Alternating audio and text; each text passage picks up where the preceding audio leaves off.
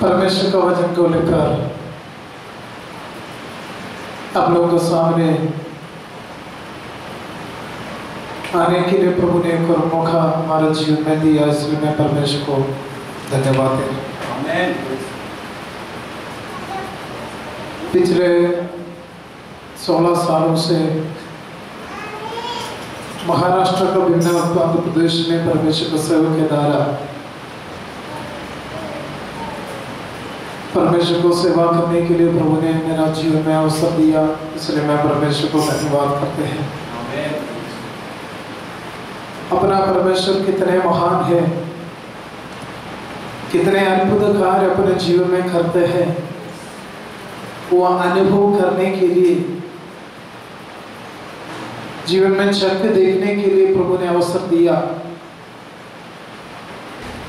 बहुत बार मुसीबत, तकलीफ, परेशानी जीवन में आया, लेकिन बुलाने वाला परमेश्वर आपको चलाया, पीछे मुड़ने के लिए अवसर नहीं दिया।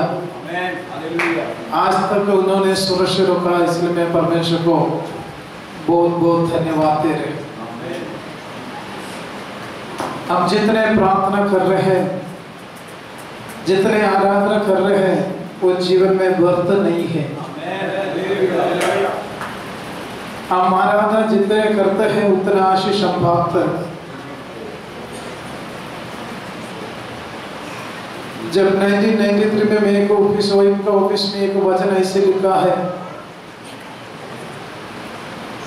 जितने प्रार्थना करते उतना शक्ति मिलते हैं, जो प्रार्थना नहीं करते उनको शक्ति नहीं मिलते है। इसलिए कल का दिन परमेश्वर के दास के साथ बात करते समय बताया, अगर कंटिन्यूस प्रार्थना हो रहे हैं, ये प्रार्थना में शामिल होकर अपना समय खुदा के चरणों पर घुटने टेकर बैठकर प्रार्थना करते हैं, तो जरूर आज नहीं है तो कल उसका प्रतिफल मेरा जीवन में खुदा देते हैं। जितने लोग विश्वास करते हैं, इसका प्रतिफल प्रभु मुझको देने वाला है। हालेलुया। हम ऐसे समय व्यर्थ विषयों के लिए नहीं कर रहे हैं, सीरियल देखने के लिए नहीं है, टीवी के पास मजा करने के लिए नहीं है। हमको सृष्टि किया परमेश्वर के चरणों पर बैठकर हम रोने के लिए, धन्यवाद देने के लिए, उसको महिमा करने के लिए हम परमेश्वर के चरणों पर आया है। हमारा जीवन में अपना शरीर से एक आंसू एक पृथ्वी में गिर गया तो, एक जमीन में गिर गया तो उसको प्रतिफल देने वाला है हमारा परमेश्वर। हालेलुया। परमेश्वर का वचन में ऐसे लिखता है, अपने आंसुओं को भरणी में संभाल कर रखने वाला परमेश्वर है। हम सोचा पृथ्वी में गया, वो कौन देख रहे हैं, मेरा आंसू को देखने वाला कोई नहीं है करके मैं और आप सोचेगा, लेकिन ऐसे नहीं सोचना। आपका आंसू इधर गिर गया तो वो आंसू को प्रतिफल परमेश्वर देते हैं, उसके साथों साथ आपका आंसू को उधर संभाल कर रखा है। Hallelujah, hallelujah, hallelujah. इसलिए हमारा प्रार्थना को, विनती को उत्तर देने वाला परमेश्वर आज हमारे बीच में। जैसे माँ संभालती है वैसे यीशु। हालेलुया। कभी भी माँ उनके बच्चों को भूलता नहीं, भूलेगा नहीं भूलेगा, लेकिन कभी कभी परेशानी आते समय, तकलीफ आते समय, कुछ समय माँ भूल गया तो भी हमारा परमेश्वर हमको नहीं भूलेगा। इसलिए भक्त ने ऐसी कहा, जैसे मादा, वो गाना थोड़ा गा सकते हैं, जैसे मादा वैसे यीशु संभालेगा, जैसे मादा संभालती है वैसे यीशु संभालेगा।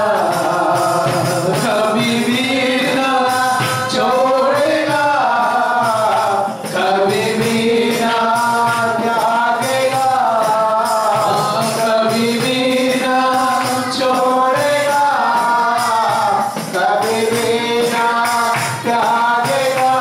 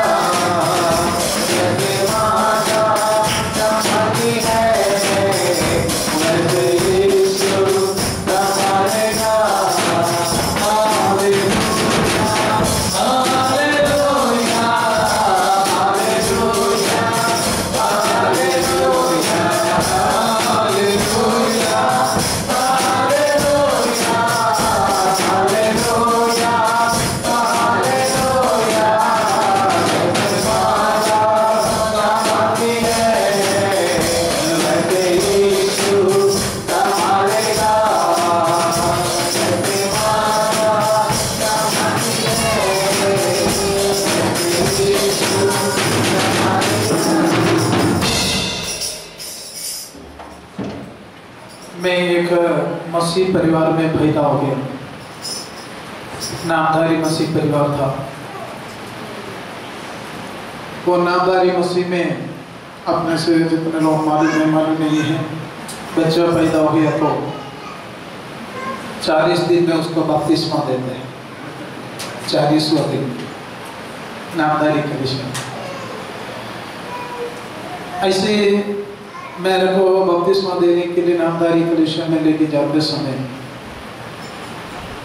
मेरा पिताजी ने कलीसिया में चर्च में नहीं आया, दारू पीकर उन्होंने उनका मर्जी में उनका दुनिया में था। तब मेरा माँ ने ऐसी प्रार्थना किया, हम मसीह है तो एक मसीह जीवन हृदय में होना। ईश्वर का क्रिस्तों में ऐसे लिखा है, मैं और मेरा घरवाला परमेश्वर को सेवा करना। ऐसे मेरा जीवन में होना करके मेरा माँ ने आंसू लगाकर प्रार्थना किया। वो प्रार्थना ज्यादा दिन करने के लिए अवसर नहीं मिला। ऐसे ही प्रार्थना कर कुछ दिन जाते समय मेरा पिताजी ने मेरा घर के पास रोड के साइड में एक बड़ा पत्थर, वो पत्थर के ऊपर बैठते समय अचानक एक तमिलनाडु से एक पास्टर वो रास्ता पर से आ रहा था। मेरे पिताजी से सुसमाचार बताया, वो सुसमाचार उनके हृदय में कार्य किया। उसी समय हम पेंटिकोस्त विश्वास में आता IPC में जोड़ हो गए। उसी समय वो विश्वास में आया। वो मेरा माँ का हृदय का खुशी किसी को ना बोल सकते हैं, किसी को बताना भी नहीं हो पाता है। इतना आनंद उनके जीवन में आया। लेकिन मेरा पिताजी बदल गया। मेरे से बड़ा 2 भाई लोग है, उनके जो वो लोग उनको लेकर मेरे को गोदी में लेकर मम्मी कलीसिया में आया। बहुत कुछ आनंद उनके जीवन में आया। वो आनंद उनके जीवन में रहते समय उन्होंने मुझको प्रभु यीशु मसीह का सुसमाचार के लिए, सेवादाई के लिए मेरा जीवन को उन्होंने मेरा बचपन में समर्पण किया। लेकिन मां का हृदय के अंदर से आया वो शब्द, ये अंतरिक्ष में गया लेकिन परमेश्वर उसको लिखे रखा। मैं बड़ा हो गया, मेरा पढ़ाई हो गया, +2 होने के बाद में मेरा मर्जी से चलने के लिए मैंने सोचा, प्लानिंग किया। मैं दिल्ली में एक छोटा नौकरी करते समय परमेश्वर ने मुझको बुलाया मेरा सुसमाचार के लिए, सेवा के लिए आप निकलना। लेकिन मैं उसके लिए कोई इच्छा नहीं था, विचार नहीं था, क्योंकि मेरा घर चर्च के सामने था। पास वाले लोग कितने तकलीफ उठा रहे, कैसे जी रहे हैं, कभी कभी खाना नहीं है, तकलीफ है जीवन में। ऐसी परिस्थिति देखकर मैं सोचा मैं कभी भी ये सेवाई नहीं करूँगा। लेकिन ऐसे में एक साइड में काम करते समय, सुपरवाइजर होकर काम करते समय मेरा एक स्वभाव था, काम करते समय काम कर रहे हो तो ईमानदारी से काम करना नहीं है तो काम मत करो, नामदारी के लिए काम मत करो, ईमानदारी से काम करना। ऐसे में कुछ लेबर के साथ ऊंचा शब्द से बात करना पड़ा, उनका विषय में कंप्लेन करना पड़ा। इसी कारण से एक स्त्री ने मेरा साथ बहुत गुस्सा किया। उन्होंने बोला तो देखो ज्यादा दिन इधर काम नहीं करूंगा करके बोला। लेकिन मुझको मालूम नहीं था वो क्या कर रहे करके, मेरे को उतना विश्वास भी नहीं था। लेकिन वो सूर्य भगवान को पूजा करने वाला व्यक्ति था। उसी दिन रात को जाकर सूर्य भगवान से पूजा किया मेरे जीवन को नाश करने के। मैं पृथ्वी से चलने के लिए आगे नहीं जीना करके उन्होंने मुझको मेरे को विरोध काम किया। उसके बाद दूसरा दिन, तीसरा दिन वो देखा मेरे को कोई प्रॉब्लम नहीं है, उनका पूजा पाठ ज्यादा मेरा ऊपर करने के लिए कोशिश किया। लेकिन एक दिन मेरे को अचानक मेरा शरीर में संशोक लेकर इस सूर्य से किरण रश्मि मेरा शरीर में ढाकर मैं बेहोश होकर साइड में गिर गई। तब मुझको मालूम नहीं था क्या है। उसी समय मेरा साथ जो लोग हॉस्पिटल में लेके गया, लेकिन उसमें ट्रीटमेंट नहीं मिला। जो दवाई दिया वो खाकर मैं घर में बैठते समय उन्होंने दूसरा हॉस्पिटल में मुझको लेके गया। मेरा शरीर पूरा रिएक्शन हो गया, बहुत परेशानी में मैं चले गया। 1.5 महीना तक इंडिया में सबसे बड़ा हॉस्पिटल ऑल इंडिया और सत्तर हॉस्पिटल में मैं एडमिट हो गया। वो हॉस्पिटल में रहकर मैं मेरा जीवन खुदा के हाथ में समर्पण किया। प्रभु जी, मेरा परमेश्वर आप जी रहे हैं, जिंदा है तो मेरे जीवन को आप सौंपाया। आहे एक दिन मुझको दे रहे तो मैं आपका सेवकाई के लिए आहे निकलूंगा करके मैंने निर्णय लेकर परमेश्वर का सेवा के लिए 1992 में समर्पण किया। उसी दिन से आज तक कितने परेशानी तकलीफ मेरा जीवन में आया, लेकिन प्रभु आज तक हमको चलाया। चलो महाराष्ट्र के विभिन्न भाग में सेवा करने के लिए प्रभु ने अवसर दिया। बहुत कुछ अनुभव हमारे जीवन में आया। मेरा हाथों से 500-600 लोगों को बपतिस्मा देने के लिए प्रभु ने मेरा जीवन में अवसर दिया। एक दिन कोठारी करके एक गांव है, विलेज है, वो गांव में जाकर सुसमाचार बताया। उनका घर में एक मिलिट्री में सेवा करने वाले एक व्यक्ति था। मिलिट्री में सेवा पूरा होकर वो रिटायर्ड होकर घर में आते समय आया समय हम उसका घर में प्रवेश किए। उन्होंने बोला अच्छा संदेश है, क्योंकि मैं जब मिलिट्री में था तब मेरा साथ दोस्त लोग मसीह लोग था। वो यीशु मसीह का कुछ जानकारी उनका जीवन में था, वो बीज उनका अंदर था। हम सुसमाचार बताया, वो यीशु को लिए समर्पण किया। लेकिन उन लोग गांव में उनका पिताजी, गांव में एक अच्छा परिवार था। मैं ये व्यक्ति को बपतिस्मा दिया है। बपतिस्मा देने के बाद उनका घर में आया था। उन्होंने उनका पिताजी ने बोला तुम लोग मेरा बेटा को मसीह बनाए, ईसाई बनाए। हम पहले कितने सालों से ये गांव में रह रहे हैं, मेरा इज्जत उन्होंने खराब कर दिया करके वो मेरा साथ गुस्सा किया। उन्होंने बोला देखो मेरा जीवन में ये दुनिया में खत्म करूंगा, क्योंकि मेरा इज्जत खराब कर दिया। मैं बोला ऐसे नहीं है, अभी आपका हिम्मत बढ़ गया, इज्जत बढ़ गया, क्योंकि आपका घर में यीशु मसीह पैदा हो गया। वो बोला ऐसे नहीं है, ऐसे करके मेरे साथ बात किया। मैं बोला देखो ये सही मसीह है तो, ये सही खुदा है तो, सही ईश्वर है तो आपका जीवन में भी ये ईश्वर कार्य करेगा, आप देखो करके कहा। लेकिन उसको बपतिस्मा दे रहे उसी दिन उन्होंने मुझको मारने के लिए प्लानिंग किया,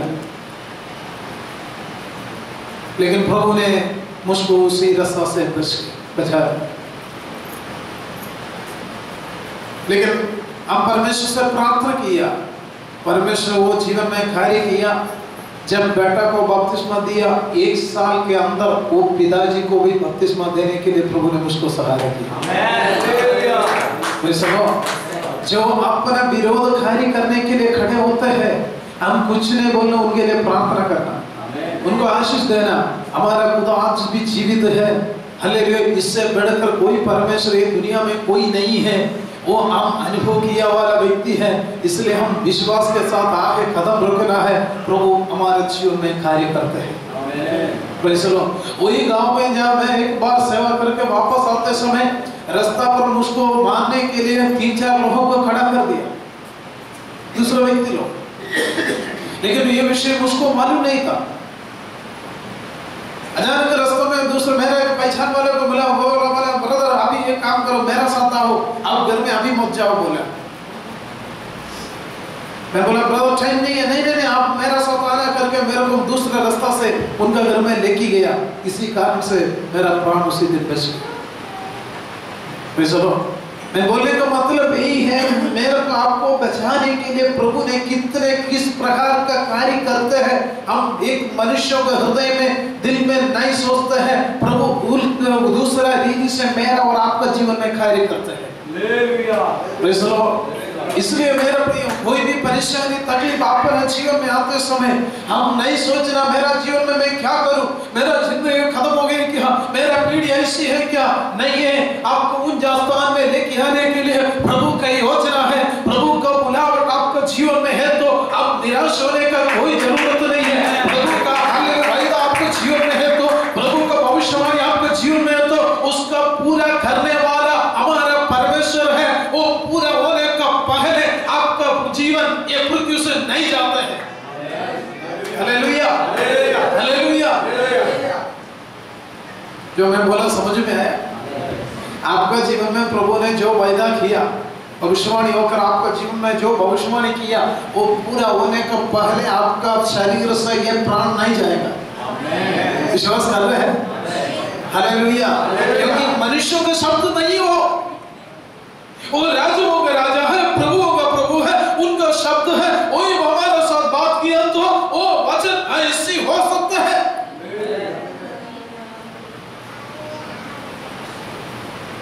मुझको नाश करने के लिए देखा वाला व्यक्ति आज पृथ्वी में नहीं है, मुझको मारने के लिए देखा वाला व्यक्ति को बपतिस्मा लेकर वो भी मसीह में आ गया। अपना परमेश्वर बने। हालेलुया। उसको देखो तो हमारा परमेश्वर राजाओं का राजा है, प्रभुओं का प्रभु है, आज भी हमारे लिए कार्य करने वाला है। अनेक लोगों को प्रार्थना की, प्रभु ने चंगाई की। हमारा कुछ भी नहीं है, हमारा ताकत से नहीं है, कुछ नहीं है, प्रभु का योजना है। प्रभु सही समय पर प्रभु का नाम महिमा होने के लिए खुदा ने एक एक चीज करते रहते हैं। इसलिए मेरे प्रियो, मेरा और आपका जीवन में भी परमेश्वर कार्य करेगा, करेगा, करेगा, जरूर करेगा। वैसे थोड़ा सा विजेंद्र गिले अपन एक वचन पढ़ेंगे, ईयोब का पुस्तक, ईयोब का पुस्तक 14 अध्याय, ईयोब का पुस्तक 14 अध्याय